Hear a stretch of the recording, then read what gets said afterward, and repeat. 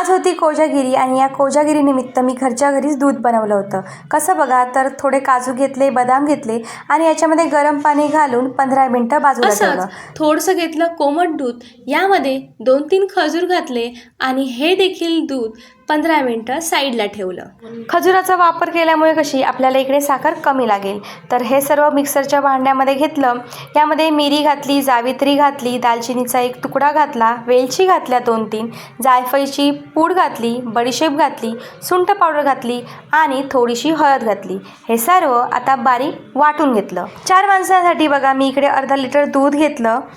या दुधाला एक उकळी येऊ द्यायची. यानंतर इकडे घेतल्यात केशरच्या काड्या, यामध्ये थोडंसं दूध घालायचं आणि हे केशर बाजूला ठेवून द्यायचं. केशर विरघळेपर्यंत या दुधामध्ये घालायची साखर आणि जी आपण ड्रायफ्रूटची पेस्ट करून ठेवली होती ती घालायची. घातलेलं सगळं साहित्य एकदा चमच्याने ढवळून घेतल्यानंतर यामध्ये केशर घातलेलं दूध घालायचं, ड्रायफ्रूट्स घालायचे.